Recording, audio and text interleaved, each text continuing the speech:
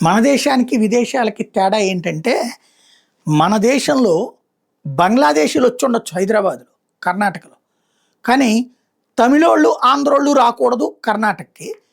లేకపోతే మలయాళోళ్ళు రాకూడదు. తమిళనాడుకేమో పక్క రాష్ట్రాలోళ్ళు రాకూడదు. బంగ్లాదేశ్ వాళ్ళు రావచ్చు, బర్మా వాడు రావచ్చు. మన తెలంగాణకి ఆంధ్ర వాళ్ళు వస్తే తప్పు తప్పించి మిగతా వాళ్ళు.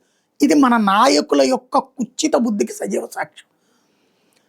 విదేశాల్లో, యూరప్ దేశాల్లో ఇక్కడికి మన దేశంలో బంగ్లాదేశ్ వాళ్ళని తిప్పి పంపుతామంటే ఉద్యమాలు జరుగుతుంటే, యూరప్ దేశాల్లో తిప్పి పంపమని ఉద్యమాలు జరుగుతున్నాయి.